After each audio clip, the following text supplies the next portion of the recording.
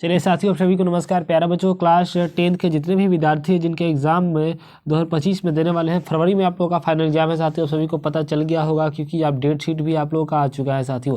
तो उसी को देखते हुए हमने विज्ञान का मैराथन क्लास स्टार्ट कर दिया, जिसमें हम लोग जो है 100 सब्जेक्टिव क्वेश्चन करेंगे और 100 सब्जेक्टिव क्वेश्चन के अंदर ही सभी के सभी प्रश्न जो है आपके सब्जेक्टिव साइंस के लड़ जाएंगे, ठीक है ना। ये गारंटी के साथ है साथियों। देखिए, इसका PDF भी आपको मिल जाएगा। PDF के लिए आपको जो है डिस्क्रिप्शन में जाना होगा, वहाँ नंबर मिलेगा, उस नंबर पर मैसेज कर दीजिए, आप PDF को ले सकते हो, ठीक है ना। बिल्कुल। अब देखिए ध्यान से साथियों, देखिए मैं हम लोगों जो वीडियो नंबर 1 यानी कि लेक्चर नंबर वीडियो नंबर 1 जो है साथियों हम लोगों ने कर लिया, ठीक है ना, मैराथन क्लास का। आज हम लोग करने वाला है जिसमें हम लोगों ने 10 क्वेश्चन को किया था साथियों। आज हम लोग जो करने वाला है, देखिए वीडियो नंबर 2 करने वाला है। वीडियो नंबर 2 करने वाला है जिसमें हम लोग फिर से 10 प्रश्न और को देखेंगे, ठीक है, यानी कि 1 से 10 तक प्रश्नों को मैंने कर लिया था। आप सभी लोगों से मेरा आशा है कि आप सभी लोग याद कर लिए होंगे और 10 से लेकर 20 तक प्रश्नों का करेंगे, ठीक है। इसी तरीके से 10 क्लासेस होंगे मैराथन क्लास, जिसमें आप लोग का साइंस पूरा का पूरा जो है साथियों क्या हो जाएगा, तो कंप्लीट हो जाएगा। तो स्टार्ट करते हैं। PDF के लिए जाइए, डिस्क्रिप्शन बॉक्स में लिंक मिल जाएगा, वहाँ व्हाट्सएप ग्रुप से जुड़ जाइए और व्हाट्सएप चैनल से भी जुड़ जाइए और वहाँ पर जाके मैसेज कर दीजिएगा, वहाँ पर आपको PDF प्रोवाइड कर दिया जाएगा।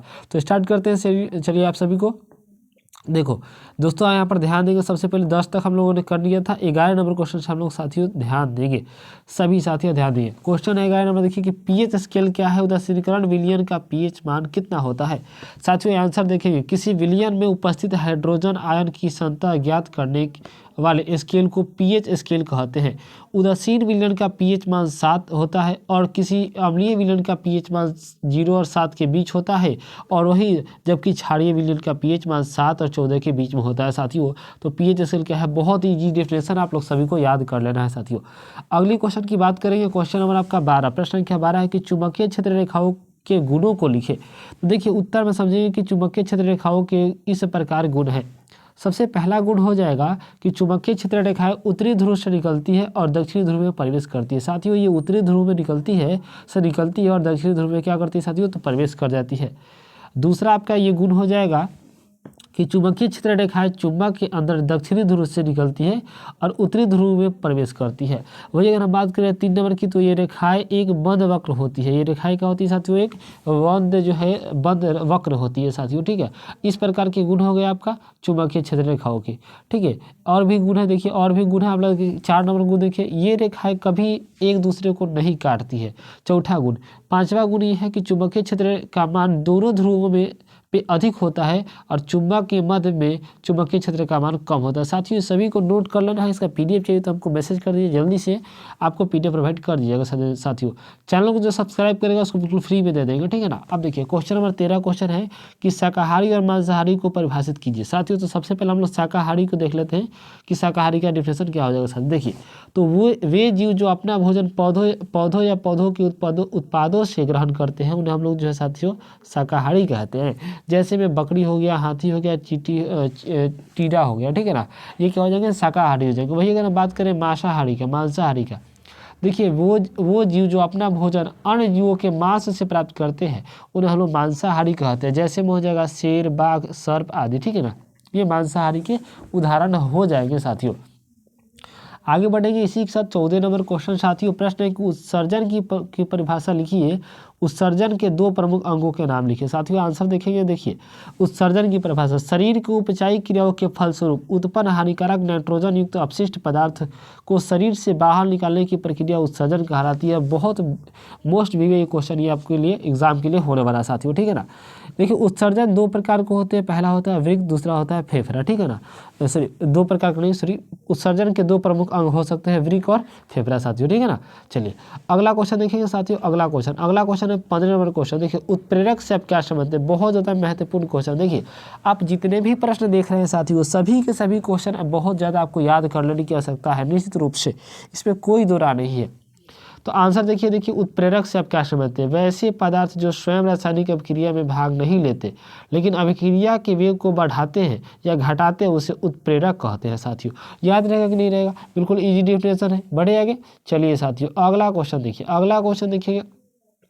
उत्तल लेंस को अभिसारी लेंस क्यों कहता है, मोस्ट वीवी क्वेश्चन है, बहुत ज़्यादा एकदम MVV क्वेश्चन कर लीजिएगा, स्टार लगा लीजिएगा क्वेश्चन पर साथियों, एकदम स्टार लगा लीजिए। बहुत ज़्यादा इंपॉर्टेंट प्रश्न है कि उत्तल लेंस को अभिसारी लेंस क्यों कहा जाता है साथियों। तो आंसर देखिए, जब प्रकाश की किरणें एक उत्तल लेंस से अपवर्तित हो अपवर्तित होता है तो वह प्रकाश के किरणों को अपवर्तन के बाद एक बिंदु पर मिल जाती है, इसलिए उत्तल लेंस को अभिसारी लेंस साथियों कहते हैं।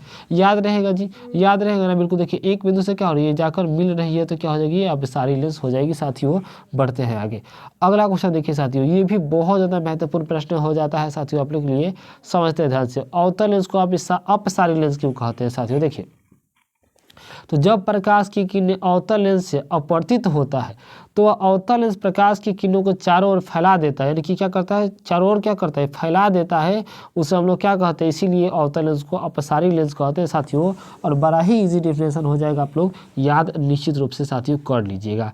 आगे बढ़े, अगला क्वेश्चन देखिए साथियों। देखिए जितने भी क्वेश्चन देख रहे हैं ना, सभी के सभी क्वेश्चन महत्वपूर्ण होने वाले हैं साथियों।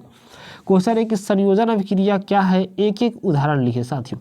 देखिए वैसे रासायनिक अभिक्रिया जिसमें दो या दो से अधिक अभिकारक मिलकर एकल उत्पादन का निर्माण करते हैं तो उन्हें संयोजन अभिक्रिया कहते हैं साथियों। याद रहेगा ना, बिल्कुल। संयोजन अभिक्रिया का उदाहरण क्या हो जाएगा, देखिए उदाहरण आपका ये हो जाएगा साथियों, 2Ag + Cl अभिक्रिया करेगा तो 2AgCl बना देगा साथियों। बहुत महत्वपूर्ण प्रश्न, सभी के सभी क्वेश्चन आपको दिख रहा होगा। अगला क्वेश्चन की बात करेंगे, वियोजन अभिक्रिया क्या है, एक एक उदाहरण लिखे। तो देखिए वैसे रासायनिक अभिक्रिया जिसमें एक अभिकारक टूटकर दो या दो से अधिक उत्पादन में बदल जाता है उसे वियोजन अभिक्रिया कहते हैं साथियों।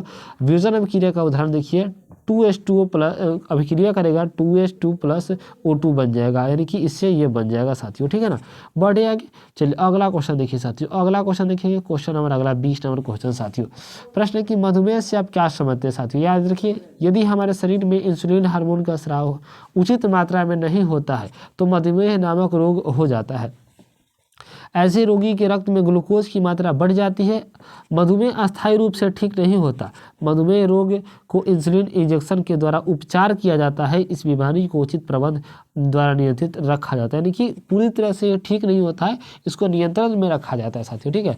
तो देखिए वीडियो नंबर 2 में हम लोग जो साथियों 20 क्वेश्चन को कर लिया ना जी, फिर 10 क्वेश्चन को कर लिया। इसके बाद 20 से लेकर फिर 30 क्वेश्चन को अगले वीडियो में करेंगे। तो चैनल को सब्सक्राइब कर लीजिए, वीडियो नोटिफिकेशन को ऑल पे क्लिक कर लीजिए। और मिलते हैं फिर से एक और मैराथन क्लास नेक्स्ट क्लास के साथ। सभी को जय हिंद साथियों।